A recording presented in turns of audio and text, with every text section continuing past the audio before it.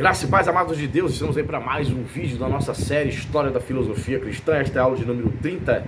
Estamos falando aí, né, desde as últimas aulas, falando sobre os pais da igreja, chamados pais capadócios. Pois é, hoje nós vamos falar sobre Gregório de Nissa, né? Fique comigo aí até o final desse vídeo, peço a você que compartilhe, você que é novo no nosso canal, né? Se inscreva ativando o sininho, deixe seu like, faça seu comentário. E para você que é novo também, está aqui de paraquedas aqui nesse vídeo, seja muito bem-vindo. Eu sou o pastor Anderson Porto, estamos aqui nas internets da vida compartilhando conhecimento, fazendo reviews, fazendo estudos, fazendo lives, ministrando aulas. Temos na nossa playlist aí outras séries de vídeos, teologia paulina, teologia pentecostal, panorama do Novo Testamento, muita coisa, cara. Dá uma olhadinha aí, tenho certeza que você vai ser ricamente abençoado e edificado. Compartilhe nosso vídeo com outras pessoas para que outras vidas também sejam edificadas, tá certo? E a gente vai crescendo juntos, tá bom? Só lembrando você, né, que eu vou deixar essa obra, estou usando essa obra aqui como livro-texto, vou deixar o link dessa obra aqui da Amazon fixado aqui nos comentários, caso você queira adquirir. Você poderá estar comprando aí na Amazon e ajudando a gente também. Outra maneira de você nos ajudar, claro, compartilhando os vídeos, dando seu like. E também, se você assim desejar tornar-se nosso apoiador, nós temos um grupo de WhatsApp, né, especial. Por enquanto ainda não tem um clube de membros, ainda não decidi colocar clube de membros aqui no YouTube, mas nós temos um grupo de WhatsApp, que são os patrocinadores, né, do nosso canal. A pessoa quer se tornar patrocinadora, ela gosta do canal, quer fazer parte do nosso grupo, então ela se torna apoiadora a partir de R$10. Ela pode se tornar, pode abençoar com 15, com 20, com mais valores, mas o mínimo é a partir de R$10. Coloco você no nosso grupo do WhatsApp, que não é um grupo para discussões teológicas, nada disso, é um grupo não somente para a gente divulgar os lançamentos, os pré-lançamentos, as promoções do dia, de obras teológicas, filosóficas também. E quando a gente bater a meta financeira, que você vai ver quando você entrar aí na plataforma do Apoia-se, o nosso intuito é começarmos a sortear livros de teologia para todos os apoiadores do canal.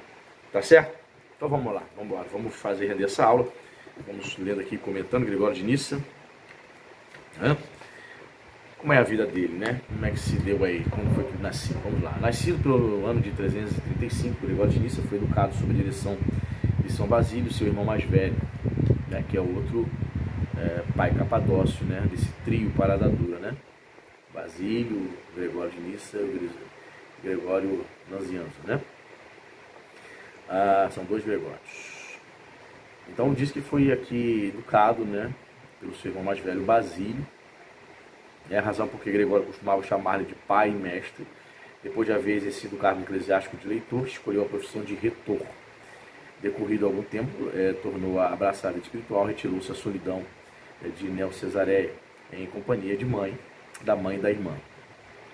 Era muito comum, né, principalmente ali nos primórdios, século IV, século V, né, estavam começando a ficar bastante em evidência, né, os religiosos, né, os teólogos também, mestres religiosos, né, que se retiravam, né, para viver uma vida mais voltada, né, para a espiritualidade. Então eles se retiravam, muitos iam para os desertos, muitos iam para as montanhas, outros em cavernas, mas a partir do século VI ali, né, século V, século VI, a gente começa a observar, né, os mosteiros, né, com grande ênfase em os estudiosos e religiosos, né, passam a conviver ali em uma comunidade, tendo as suas regras, né, as mais famosas regras, né, todo mundo sabe, a regra de São Bento, né, e foi algo muito comum,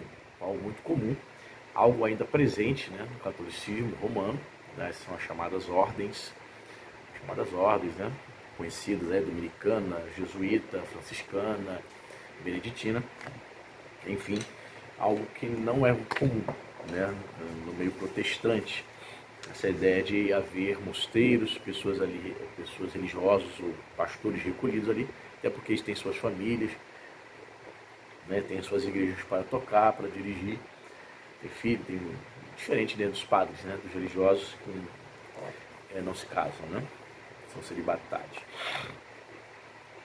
Em 371, Basílio consagrou-se bispo de Nissa. Não obstante sua pouca habilidade em assuntos de alta política eclesiástica, Basílio chegou a repreender-lhe a excessiva benevolência e simplicidade. Gregório foi um teólogo eminente e de uma ortodoxia a toda prova. Não é de estranhar, pois, que os arianos lhe movessem violenta luta. Não descansaram até que o sínodo de Nissa decretasse sua deposição no ano de 376, por 5 anos depois, né, ter se tornado bispo. Depois da morte do imperador Valente, porém, pôde reassumir o cargo, sendo recebido triunfalmente por seus diocesianos em 388, ou seja, 2 anos depois já voltava a ser bispo. Participou do segundo concílio de Constantinopla e faleceu no ano 394, ou seja, viveu aí 59 anos, morreu novo, né? Seu caráter pacífico, introvertido e até mesmo algo retraído e tímido, inclinava à mansidão e à transigência. Sua falta de aptidão para as fainas da vida ativa era amplamente compensada pela robustez de seus talentos intelectuais.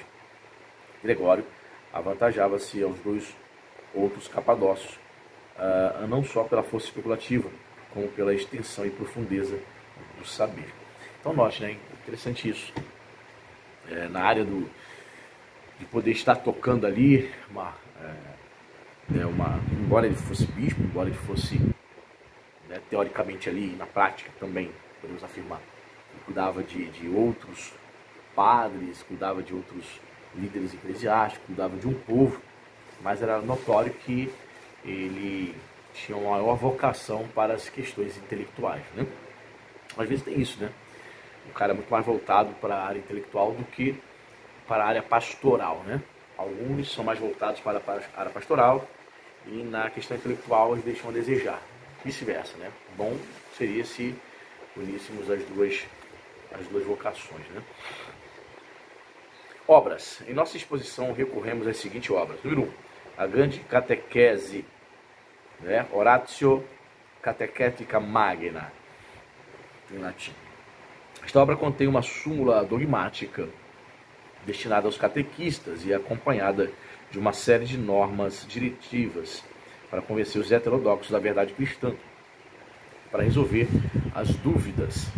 Gregório utiliza em ampla escala o método dialético, mas particularmente o livro contém a doutrina sobre Deus, o homem, a encarnação e a redenção e sobre os sacramentos. Olha que curioso, nós já temos aqui um ensaio do que seria, nós chamamos hoje de teologia sistemática, não é verdade? Então ele tem um livro ali sobre doutrinas, né? Agostinho também tem, né? Só que Agostinho vem posteriormente, acerca da doutrina cristã. Tenho até review aqui, faz parte dessa coleção aqui, ó, verdinha, patrística, da Paulus, né? Só que Gregório de Nissa, ele vem antes de Agostinho, já propondo, né, fazendo ali uma espécie de esquenta do que nós chamamos de teologia sistemática. Então, nessa obra ele fala sobre a doutrina sobre Deus, o homem, olha só, tem ontologia, antropologia bíblica, né? Encarnação e redenção, ou seja, sobre teologia e sobre os sacramentos. Olha que interessante. 2. Diálogo com Macrina sobre a alma e a imortalidade. Então, você quer ler alguma coisa sobre Gregório? Existe essa obra, esse diálogo com Macrina. Ou, mais brevemente, Macrina. Essa é a obra, Macrina. Então, em latim é De Anima et Resurrectione Diálogos. Profundamente desolado pelo falecimento de Basílio, Gregório acorre ao leito de morte de sua irmã, que o consola, lembrando-lhe da imortalidade. Lembrando-lhe a imortalidade e a ressurreição. Macrina conduz o diálogo, enquanto Gregório avança suas dúvidas metódicas. Embora inferior ao seu modelo platônico, o Fédon, a obra nada lhe deve em profundeza e seriedade. Interessante, né? Basílio morre, então ele sente um baque. Quem vai consolá-lo? Sua irmã, diz ali, que chamava-se Macrina, esse é o nome da obra. Então eles começam a dialogar, fazer reflexões sobre a vida, a morte, a ressurreição. Interessante, né? Deus permite na nossa vida as dores também, né? Para que das dores extraia de nós algo interessante, algo importante que venha a edificar e abençoar a vida das pessoas. Veja, até hoje as pessoas leem essa obra. 3. Sobre a criação do homem. The Hominis Officio. Olha, uma descrição da obra do sexto dia, destinada a servir de complemento ao Hexameron de seu irmão, o qual ficara incompleto. baseado na palavra da Escritura. Abre aspas, façamos os homens a nossa imagem e semelhança, fecha aspas, e elabora uma antropologia concisa e profunda. Devido aos frequentes e longos escusos, a exposição ressente-se de uma certa descontinuidade. Então, tem essa obra aí que ele, de cunho antropológico, que ele procura tratar, né, da criação do homem, né, no sexto dia. Então, nós percebemos aí a preocupação dele em ser o mais heterodoxo possível, discorrendo sobre a criação, né? Curiosamente, Orígenes de Alexandria, pai da igreja também, que anos antes, né, no século III, basicamente quase 100 anos antes, vai observar, vai fazer uma leitura diferente, né, de Gênesis capítulo 1, né? Podemos dizer que ele é um dos primeiros pensadores liberais, digamos assim, da história, porque ele vai interpretar Gênesis 1, 2 e 3 ali de forma alegórica, não literal. Vai. 4. Sobre a virgindade, olha, o título em latim é De Virginatata. Apresenta uma justificação do ideal da virgindade na base das concepções antropológicas expostas na obra anterior. De interesse especial para a mística são os comentários aos Cânticos dos Cânticos e às 8 bem-aventuranças, que é muito presente na teologia desses pais da igreja, né? Agostinho também vai tratar essas questões, né? É baseado na patrística, praticamente, que a Igreja Católica mantém essa ideia do celibato até os dias de hoje. A ideia de, né, que o sujeito tem que ficar casto, né? Principalmente se ele se propõe a servir a Deus, né? Servir ao Senhor religiosamente, né? No seu dia a dia, servir uma comunidade, enfim, se dedicar à vida sacerdotal, né? Usando aqui uma expressão que os católicos diriam. Né? Por quê? Porque os pais da igreja ensinaram isso. Deram um destaque, uma vida casta, os benefícios de se viver na virgindade, né? Não se casando, não tendo relações sexuais nem com uma mulher, né? Nem que seja sua esposa. Agostinho torcia o nariz até mesmo para que um homem, um cristão, casasse, né? Torcia o nariz até mesmo contra o sexo, até mesmo dentro do casamento. Na minha opinião, concepções bastante equivocadas, porque a Bíblia celebra a união conjugal. Então, um homem ou mulher celebra a constituição da família. Claro, salvo exceção, ou exceções, raramente, coisa rara, né? Salvo as exceções que Jesus vai dizer que existem alguns realmente que nasceram com chamados para serem eunucos, né? Porque a gente não sabe, mas de fato existe, mas é raro. Os que tentam viver essa vida casta, sem se casar, e viver a vida sacerdotal, monástica, é um ideal, né? Da maioria dos católicos. Todavia, você percebe claramente que na prática é uma tragédia. A maioria dos padres que se envolvem em moralidade sexual, pedofilia, homossexualismo é impressionante no mundo todo. Então é um ideal que na prática já está fadado ao fracasso, impor isso a todos. Eu acho que a Igreja Católica para o século XXI não vai mudar isso, mas se houvesse uma mudança seria o seguinte, você quer ser... você tem a opção de casar ou não. Você quer ser um religioso, você tem a opção de casar ou não. Você não vai ficar aí se masturbando a vida todos os dias, né, saindo com os coroinhas da igreja, tendo relações sexuais com adolescentes, crianças, entendeu? Na imoralidade, se relacionando com outros homens e ao mesmo tempo ali fingindo que é um santo padre. Não. É melhor casar. Edições. Ele fala que as nossas citações referem-se aos capítulos, a exceção de Macrina, que não apresenta essa divisão. Após o ponto e vírgula, indicamos as colunas e as letras. Ele fala aqui sobre as edições publicadas de Macrina, a obra dele, né? Muito bem, antropologia. A tarefa de colher e coordenar as ideias de Niceno apresenta certa dificuldade, devido ao caráter ocasional dos seus escritos, cada um dos quais representa uma tomada de posição perante algum problema urgente do seu tempo. Infelizmente, o nosso autor não dispôs de lazer para dar uma forma sistemática e coerente às suas reflexões, ou talvez a sua natureza cismática, né, fosse avessa às sínteses. Essa circunstância, porém, empresta às suas obras o caráter de um contato íntimo com a vida concreta, caráter esse é que uma exposição compilatória, como é a nossa, jamais poderia fazer pela justiça. O pensamento de Gregório de Nissa gira inteiramente em torno do homem, criado e plasmado à imagem e semelhança de Deus. Interessante, né? Você vai observar, cada teólogo tem uma inclinação em suas obras, né? Algumas inclinações preferidas, né? Uns são mais inclinados a reflexões filosóficas, outros na parte teológica quer falar mais sobre Cristo, outros mais sobre o Espírito Santo, outros sua teologia gira em redor de Deus, né? Teontologia. Já Gregório de Nissa, sua teologia girava em torno do homem, ou seja, era antropológica. Então é bom saber isso, né? Porque se você tiver a curiosidade de ler alguma obra de Gregório, você vai perceber que ele tinha essa questão, que era a sua teologia toda voltada para a antropologia bíblica, né? Então vamos lá. O homem como ser composto de corpo e alma. Número 1. O homem, ponto de convergência da natureza e do espírito. Ele diz aqui: divide-se o universo em dois grandes domínios, o mundo sensível e o mundo espiritual. Distancia-se de tal modo um do outro que aquilo que caracteriza o primeiro está ausente do segundo, e vice-versa.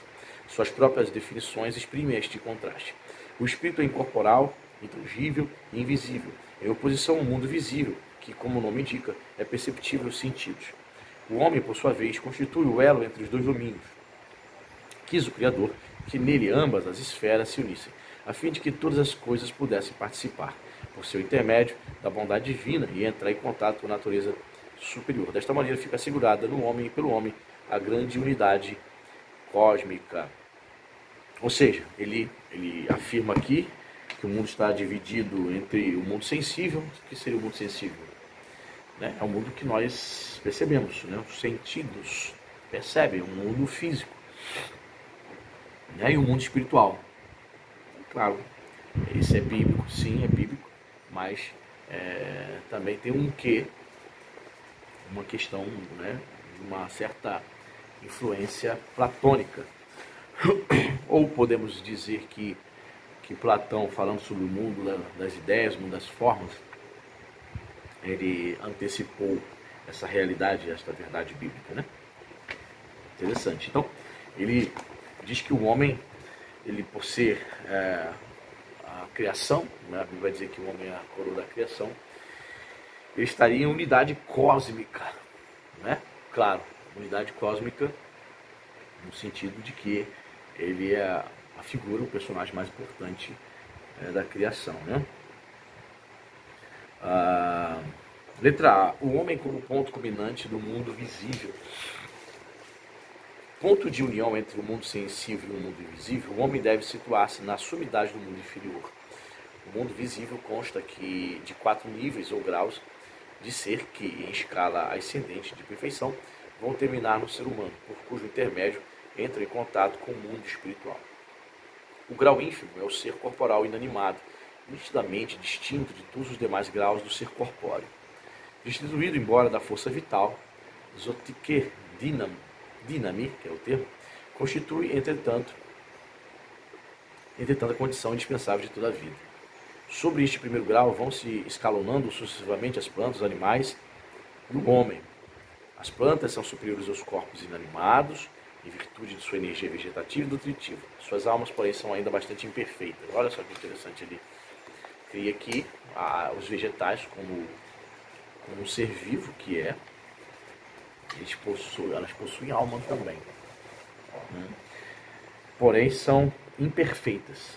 São almas imperfeitas. As plantas são superiores aos corpos animados em virtude de sua energia vegetal e nutritiva, mas são imperfeitas, por carecerem de energia sensitiva. Seguem-se os animais, que possuem as mesmas potências que as plantas, as quais acrescem ainda energia sensitiva e motriz. Né? Os animais possuem alma, sem dúvida, né? Você quer ver a prova de que os animais possuem alma e, na minha opinião, não possuem espírito? Por que possui alma? Porque quando você chega em casa, você tem um cachorro, como eu tenho aqui um dálmata aqui em casa, ele chega e te abraça e faz festa. Se você sair, se você viajar, o dálmata aqui de casa faz isso também, ele fica triste, ele não come, não bebe, impressionante, ele faz greve de fome. Ele tá triste, sente falta de algum membro, se alguém sair viajar, algum membro da família. O que é isso? É o anima, né? Gregório de Nissa disse que ele tem energia sensitiva e motriz. Olha que interessante. Mas não tem espírito, meu cachorro não tem espírito, porque ele não vai para a igreja junto com a gente. Eles não, os cachorros, os animais em si, eles não têm necessidade de prestar culto a Deus. Por quê? Porque não tem espírito. Tem anima, tem a alma, mas não tem espírito. Porque o que nos conecta com Deus é porque é o fato do homem possuir um espírito. Onde prova isso, pastor, na Bíblia? Efésios 2:1. Ele, né, Jesus, ou Deus, nos vivificou, estando nós mortos em pecados e delitos. Ou seja, estávamos mortos, nosso espírito não tinha contato com Deus, nem comunhão com Deus. Através da experiência do novo nascimento, da regeneração, o Espírito de Deus trouxe vida ao espírito que estava morto. Logo, agora, nós temos comunhão com Deus. Nós temos a necessidade de prestar culto, de servi-lo. Muito bem. O grau mais elevado e mais perfeito da vida intracorporal, enasomati, zoe, é o termo grego, realiza-se na natureza racional do homem, que além das energias nutritivas e sensitivas, dispõe de uma potência racional. Letra B, o homem encerra todos os demais graus, né? Abre aspas para o nosso querido Gregório de Nissa. Pois esta criatura racional, que é o homem, compõe-se de todas as espécies de vida. Fecha aspas. Com efeito, o homem se alimenta como as plantas e sente como os animais, mas nele as duas energias confluem numa terceira, a racional. Exatamente como na energia sensitiva confluem todas as forças naturais da planta, de forma que a natureza humana reúne em si todos os graus inferiores do ser, ligando-os ao mundo espiritual. A racionalidade, né? Outra coisa, né, que a gente não pode deixar de destacar, né? A Bíblia chama, o que é percebido pela ciência, né? O homem é um animal racional, o homem cria, o homem pensa, o homem raciocina. Um animal, um cachorro, por mais que ele seja inteligente, um elefante, qualquer animal que você possa adestrar, ele não raciocina, ele não tem ciência nem consciência. Nós, seres humanos, somos os únicos animais com consciência de que nascemos, viveremos e morreremos. Nós somos os únicos animais que têm a ciência da morte. Algo que a vida vegetal e animal, no campo do reino animal, animais mesmo, não tem essa percepção. Pois bem, 23 minutos de aula. Na próxima hora a gente vai entrar o que Gregório de Nissa pensava acerca da união de corpo e da alma, né? Tem bastante coisa ainda para falar sobre Gregório de Nissa, né? A teologia dele era extensa, mas temos aí bastante aulas ainda para falar sobre este pai da igreja. Tá bom? Deus abençoe e até a próxima. Fui.